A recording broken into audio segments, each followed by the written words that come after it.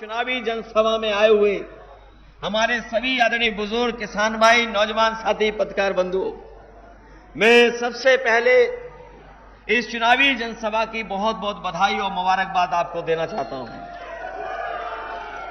मुझे खुशी है इस बात की कि इस बार का जो विशेष चुनाव होने जा रहा है, इस चुनाव का माहौल ही अलग हो गया है और इस बार सब सीमाएं टूट गई हैं। कोई वर्ग नहीं बचा जो साथ देने के लिए न खड़ा हो गया हो। आज हर वर्ग के लोग भारतीय जनता पार्टी के खिलाफ समाजवादी पार्टी और इंडिया गठबंधन के साथ खड़े होकर के कंधे से कंधे मिलाकर के उनके प्रत्याशी को जिताना चाहते हैं। मैं यहां पर जहां समाजवादी पार्टी के प्रत्याशी के लिए आपसे मदद मांगने आया हूं, वहीं ये इंडिया गठबंधन के लिए भी आपसे मैं सहयोग मांग रहा हूं।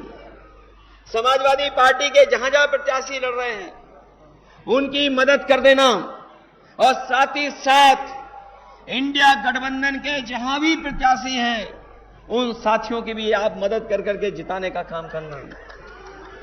मैं मुजफ्फरनगर के अपने सभी मतदाताओं का विशेष धन्यवाद देना चाहता हूं और उन मतदाताओं का भी विशेष धन्यवाद दूंगा कि जिन्होंने पिछले गठबंधन को, जो विधानसभा का चुनाव था 2022 का, उस 22 के चुनाव में सब कुछ भुला करके उस समय के गठबंधन को आपने ऐतिहासिक वोट देकर के सबसे ज्यादा सीटें जिता करके भेजा है और उसी का परिणाम है जो 22 में आपने मतदान किया।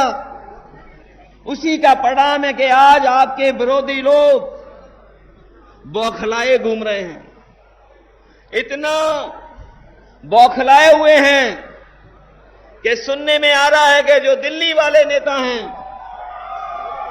उन्होंने अपने पोस्टर से सबका नाम गायब कर दिया, सबकी फोटो गायब कर दी। अगर मुजफ्फरनगर में कोई बीजेपी के प्रचार का पोस्टर लगा होगा तो उसमें प्रत्याशी का पोस्टर नहीं होगा। आप पता कर लें, प्रत्याशी का तो पोस्टर से पहले ही नाम गायब हो गया, फोटो गायब है और जिस समय वोट पड़ेंगे बीजेपी भी उत्तर प्रदेश से गायब हो जाएगी। वैसे तो हरिंदर मलिक जी आपके बीच के हैं, यहीं पढ़े लिखे बड़े और दुख दर्द से लेकर के हर तकलीफ परेशानी में आपके साथ रहे, लेकिन बहुत सारे साथी ये नहीं जानते होंगे हरेंद्र का मतलब हिंदी में शिव भी होता है।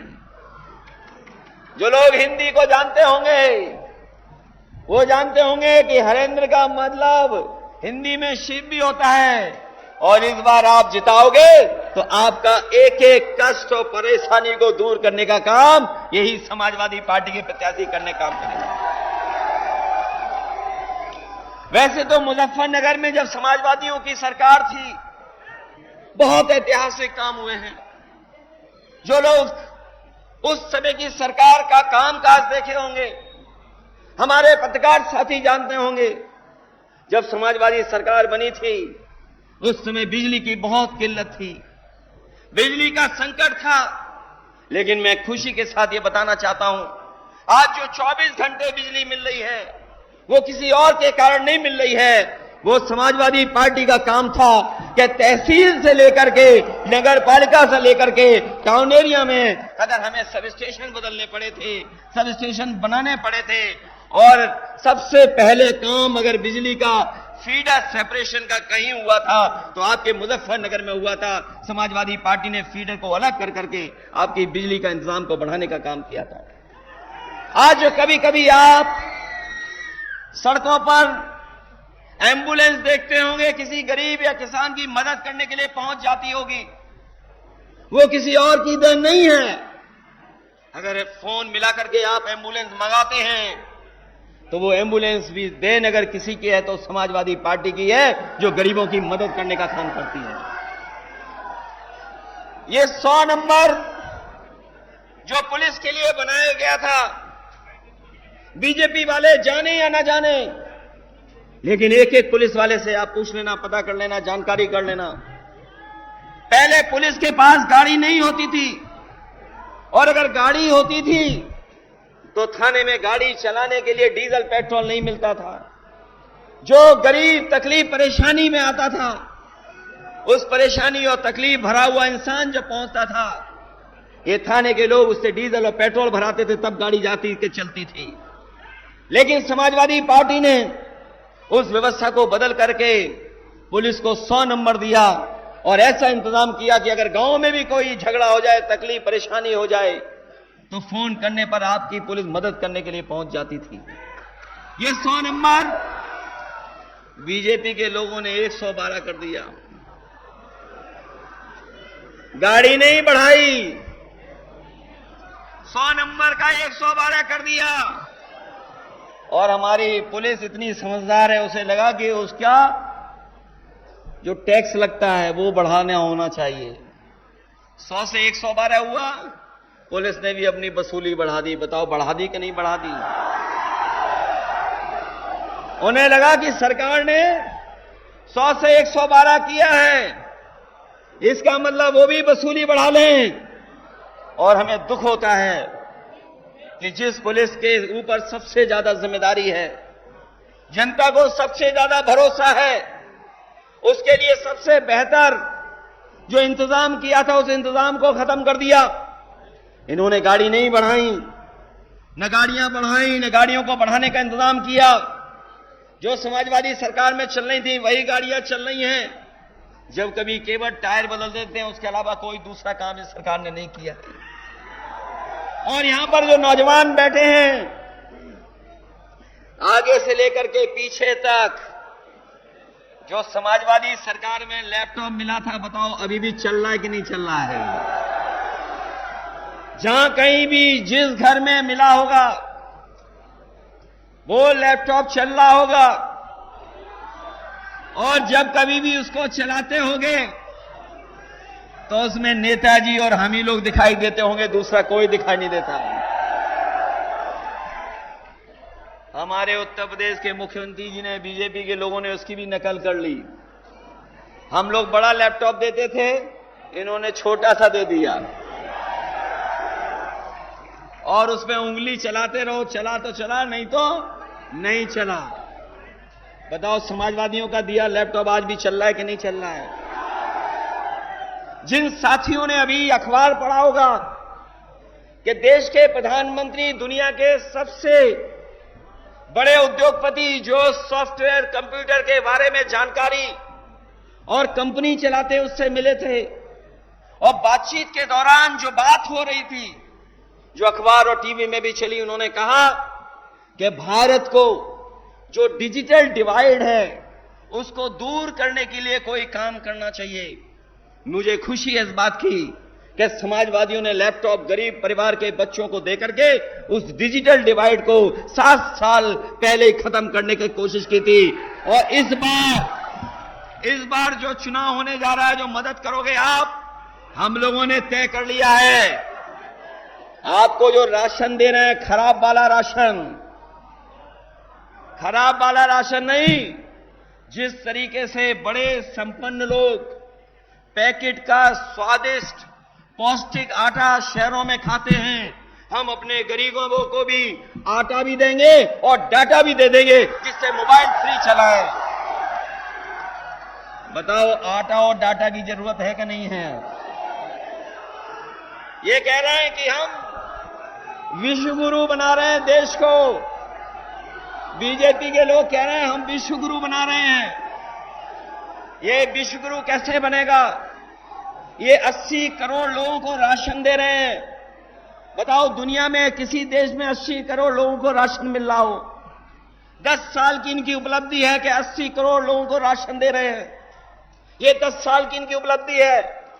और यही उपलब्धि नहीं, अगर पीछे मुड़ करके देखोगे, ये वो जमीन है जिसने किसान नेता पैदा किए हैं। ये वो जमीन है जहां का किसान अपने हक और सम्मान के लिए लड़ाई लड़ने का काम करता है। ये वो जमीन है जहां महेंद्र सिंह टिकैत जैसे नेता पैदा हुए हैं, और साथ ही साथ चौधरी चरण सिंह जी जैसे महान भारत रत्न हमारे किसान नेता पैदा हुए हैं।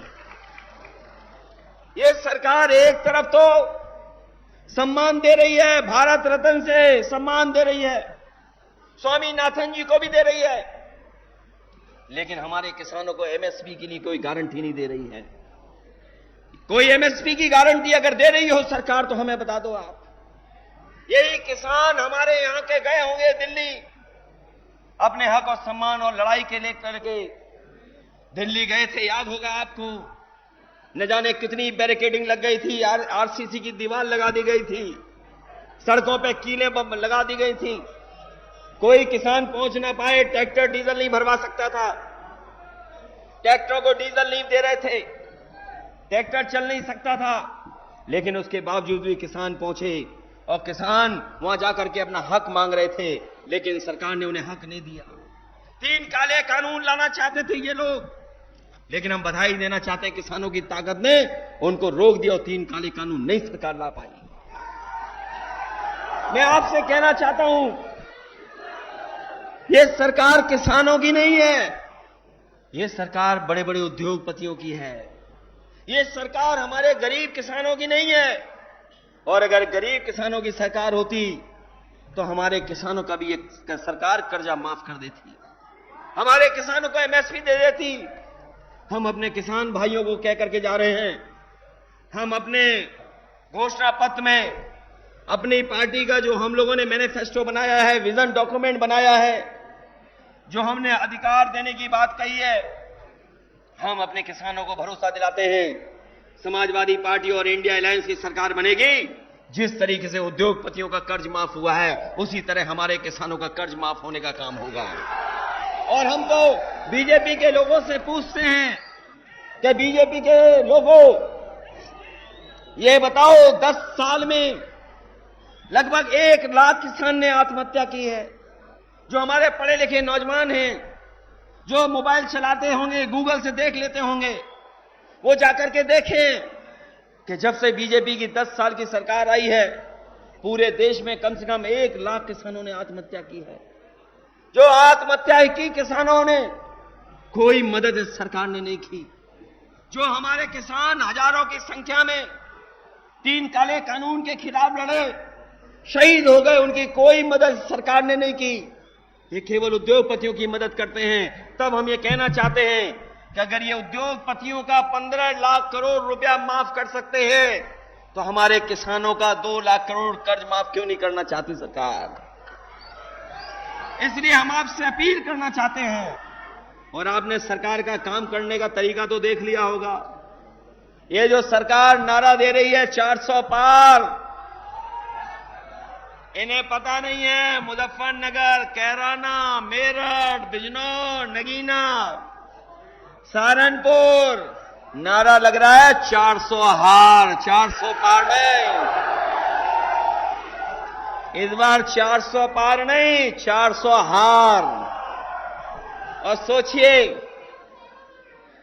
जिस सरकार के खिलाफ किसान खड़ा हो जाए और जिस सरकार के खिलाफ नौजवान खड़ा हो जाए, बताओ वो सरकार निपट जाएगी कि नहीं निपट जाएगी। और हम तो अपने नौजवानों से कहना चाहते हैं, ये सरकार रहेगी न नौकरी मिलेगी न रोजगार मिलेगा, और अगर ये और आ गए सरकार में तो आपकी शादी भी नहीं होगी, बिना शादी के रहना पड़ जाएगा। बताओ, आंकड़े पढ़ लिए कि 80% नौजवान बिना नौकरी का है, बिना रोजगार के हैं। बताओ, जब नौजवान बिना नौकरी बिना रोजगार के होगा तो उसकी शादी कहां से होगी। ये बीजेपी वाले नहीं चाहते हैं कि हमारे नौजवान, उनका भविष्य बेहतर हो, उनके सपने पूरे हों। अभी देखा आपने, जो भी परीक्षा हुई सब में पेपर लीक हो गए, केवल एक परीक्षा का पेपर लीक नहीं हुआ है। जितनी भी परीक्षा हुई है सबके पेपर लीक हो गए। बताओ, लीक हुए पेपर के नहीं हुए। और जो पढ़े लिखे नौजवान हैं जो परीक्षा के लिए गए होंगे, वो जानते होंगे कि जितनी भी उत्तर प्रदेश की परीक्षा हुई सबके पेपर लीक हो गए। और हाल में अभी जब पुलिस की भर्ती के लिए परीक्षा हुई थी, इस सरकार ने कहा कि हमने पुलिस का इंतजाम किया है, हमने पुलिस का इंतजाम किया है, बेहतर पुलिस लगाई है, सिक्योरिटी की है, सुरक्षा ऐसी की है कि पेपर लीक नहीं होगा, सब परीक्षा हो जाएगी। बताओ, जब परीक्षा देने गया नौजवान अपने भविष्य को बनाने के लिए गया, परीक्षा का पेपर लीक हो गया। बताओ, लीक हुआ कि नहीं हुआ पेपर लीक? और पेपर लीक के कारण, नौकरी न मिलने के कारण कई नौजवानों ने आत्महत्या कर ली। एक नौजवान हमारे यहां का है, कन्नौज का, पाल बिरादरी का, उसने कहा कि जिस डिग्री से हमें नौकरी नहीं मिल सकती, उस डिग्री का क्या फायदा।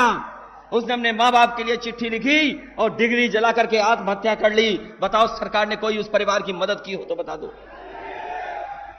जब मैं यहां मुजफ्फरनगर में एक कार्यक्रम में आया था, शादी में, मैंने बड़ी संख्या में छात्र नौजवानों को देखा कि वो तख्ती लेकर के खड़े हैं कि ये जो परीक्षा का पेपर लीक हुआ है, इसका दोबारा परीक्षा हो, परीक्षा कैंसिल हो। सरकार को मजबूरी में पेपर कैंसिल करना पड़ गया। इसलिए मैं सरकार को कहना चाहता हूं, नौजवानों, आप भी याद रखना, इस सरकार के खिलाफ किसान भी है, नौजवान भी है।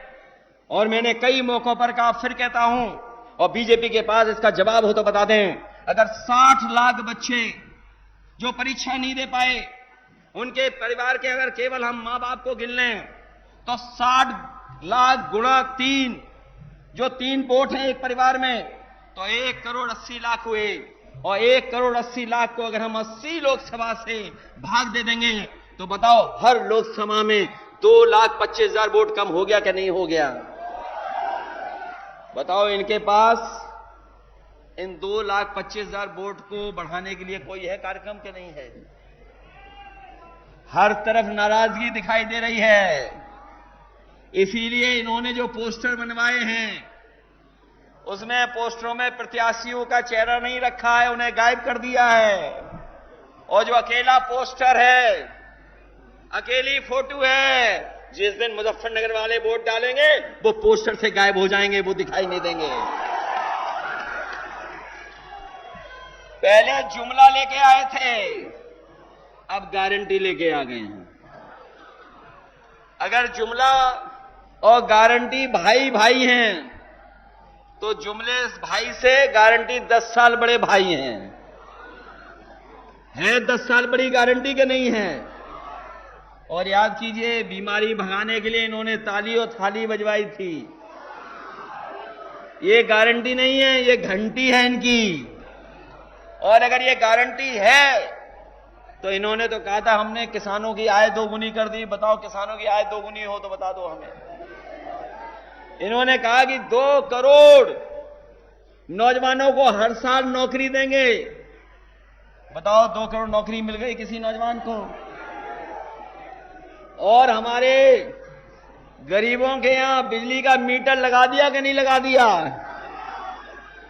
सर, ट्यूबवेल पर लग गया मीटर कि नहीं लग गया? और कभी कभी नौजवानों से मैं कहूंगा, बीजेपी के एक नेता आए थे, बहुत नंबर 2 वाले, नंबर 1 पे दूसरे, नंबर 2 पे दूसरे नेता हैं। 2 नंबर पे जो नेता है, 2 नंबरी नेता, क्या कह के गए थे आपसे कि हम बिजली माफ कर देंगे। बताओ, बिजली माफ हो गई आपकी क्या? और ये बिजली माफ भी कैसे करेंगे? मैं आपसे कह करके जा रहा हूं, और बीजेपी वाले बताएं और हमारे पत्रकार साथी सही कर दें अगर हम गलत बोल रहे हो तो। उत्तर प्रदेश में पिछले 10 साल से एक भी बिजली का कारखाना नहीं लगाया है। एक भी बिजली का कारखाना सरकार ने नहीं लगाया। और अगर लगाया होता तो हमें बता दे कि कौन सा बिजली का कारखाना लगाया इन्होंने। इसलिए साथियों, मैं आप सबसे निवेदन और अपील करने आया हूं, इनके पास जुमले के बाद गारंटी है, और हमारे पास उदाहरण है कि हम लोगों ने काम कर करके दिखाया है। जितने भी काम समाजवादियों ने किए हैं वो काम आपको दिखाई दे रहे हैं। इनके एक एक फैसला जनता के खिलाफ है। हमारे नौजवान जानते होंगे, यहां पर बड़े पैमाने पर नौजवान फौज में जाते हैं। न केवल मुजफ्फरनगर, मेरठ, गाजियाबाद, बल्कि आसपास का नौजवान अपने गांव में, अपने कस्बे में, शहर में रहकर के तैयारी करता था कि फौज की वर्दी पहन करके देश का सम्मान बढ़ाएगा। ये सरकार के लोग आए और इन्होंने एक ही दिन में कानून बदल दिया कि आने वाले समय में कोई पक्की नौकरी नहीं मिलेगी, और फौज की नौकरी को 4 साल में बदल दिया। बताओ 4 साल में बदल दिया कि नहीं बदल दिया? और नौजवान मजबूरी में जा रहा है, नौजवान मजबूरी में जा रहा है अग्निवीर भर्ती में, कोई खुशी खुशी नहीं जा रहा है।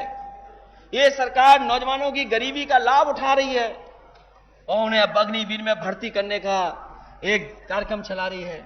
हम अपने नौजवानों से कहना चाहते हैं कि ये अग्निवीर जैसी व्यवस्था हम लोग कभी स्वीकार नहीं कर सकते हैं।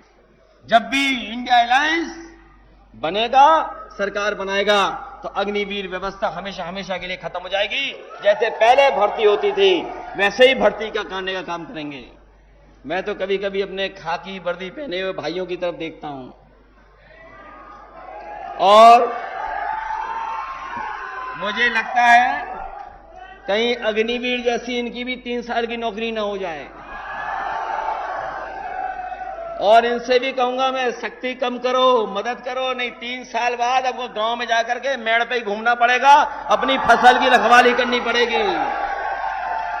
जो सरकार फौज की 4 साल की नौकरी कर दे, बताओ इनकी खाकी वालों की 3 साल नौकरी करने में कितना टाइम लगेगा उन्हें।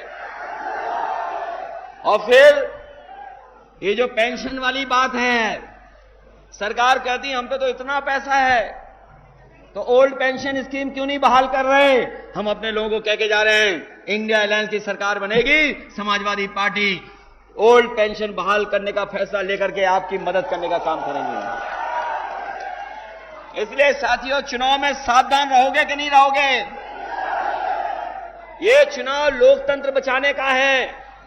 जैसे किसी को नहीं पता लगा था कि रातों रात नोटबंदी हो गई थी, किसी को पता लगा था कि नोटबंदी होने जा रही है, और इन्होंने कहा कि जीएसटी से व्यापार अच्छा हो जाएगा। बताओ व्यापार बर्बाद हो गया कि नहीं हो गया? और उस समय भी मैंने कहा था, और आज भी वही बात कह रहा हूं, जब नोटबंदी पे मैंने कहा था कि हमारा रुपया काला सफेद नहीं होता, ये रुपया काला सफेद नहीं होता, हमारा आपका लेन देन काला सफेद होता है। लेकिन बीजेपी के लोग कहते हैं कि रुपया काला सफेद है। बताओ भ्रष्टाचार बढ़ा है कि नहीं बढ़ा है? और जो लोग 400 पार चिल्ला रहे हैं, वो घबराए हुए क्यों हैं? वो डर क्यों रहे हैं? दिल्ली के मुख्यमंत्री को क्यों झूठा केस लगा के फंसा दिया? अगर 400 पार हो रहे थे तो क्यों फंसा रहे हो झूठे मुकदमे में? आपने एक प्रदेश के मुख्यमंत्री को भेज दिया, आपने झारखंड के भी मुख्यमंत्री को जेल भेज दिया, लेकिन यहां पर जनता जागरूक है। मोबाइल खोल करके गूगल पे लिस्ट पढ़ रही है कि सबसे ज्यादा चंदा अगर किसी ने वसूला है तो वो भारतीय जनता पार्टी ने वसूला है। बताओ वसूला कि नहीं वसूला? हम और आप तो चंदा देते थे 50 रुपए, 100 रुपए, 5,000, 10,000 रुपए। जो संपन्न होता था 1 लाख रुपए दे देता था। लेकिन बीजेपी की सूची पढ़िए आप, जो चंदा मिला है उन्हें, बताओ 1,000 करोड़ रुपए। कोई चंदा देता है 1,000 करोड़ रुपए, कोई 600 करोड़ दे रहा है, कोई 400 करोड़ दे रहा है, कोई 300 करोड़ दे रहा है। ये इसलिए दे रहे हैं क्योंकि इनके हाथ में ईडी, सीबीआई, इनकम टैक्स है। उन्हीं से छापा मरवाते हैं और फिर छोड़ने के लिए वो पैसा वसूल लेते हैं। ऐसे दुनिया के इतिहास में किसी पॉलिटिकल पार्टी ने नहीं किया होगा जैसा भारतीय जनता पार्टी ने किया है कि वसूलने का काम किया, लोगों को डरा के धमका के वसूलने का काम किया। इसलिए लोकतंत्र बचाने का चुनाव है, ये लोकतंत्र बचाने का चुनाव है। बाबा साहब भीमराव अम्बेडकर जी का दिया हुआ संविधान, उसको बचाने का चुनाव है। अभी हमने त्योहारों की भी बधाई दी, एक दूसरे से गले मिले, चाहे हमने ईद मनाई हो, वैसाखी का त्योहार मनाया हो। अभी हम लोग याद कर रहे थे बाबा साहब भीमराव अम्बेडकर जी को, उससे पहले याद किया बीपी मंडल को। हमारा देश त्योहारों का है, हमारा देश भाईचारे का है, हमारा देश गंगा जमुनी का है। ये भारतीय जनता पार्टी के लोग इस देश को अपना भाईचारा को खत्म करने का साजिश कर रहे हैं। इसलिए जहां लोकतंत्र को बचाना है, संविधान बचाना है, वही हमारे देश की जो संस्कृति रही है मिली जुली आपस में मिलजुल करके रहने की, उसको बचाने का भी चुनाव है। इसलिए आप लोग मदद करना, सहयोग करना और एक एक वोट साइकिल के निशान पर हरिंदर मलिक जी को जिता करके भेजना। और हम आपका धन्यवाद देते हैं। हम लोगों ने दूर से भी अगर वोट मांगा होगा तो आप लोगों ने हमारी मदद करने का काम किया है। जब कभी हम लोग सरकार में होंगे, आपको हम भरोसा दिलाते हैं, चाहे सड़क, पुल, बिजली, दवाई से लेकर के किसी इंतजाम को हमें बढ़ चढ़ के करना पड़ेगा तो अपने गरीबों की और किसानों की और अल्पसंख्यक भाइयों की मदद करने के लिए हम समाजवादी पार्टी के लोग आपके साथ खड़े दिखाई देंगे। इस चुनाव में आप अपना चुनाव समझ करके और आने वाली पीढ़ी के भविष्य का चुनाव समझ करके मदद करना, क्योंकि इस बार अगर हम लोग चूक गए तो हमारा लोकतंत्र नहीं बचेगा।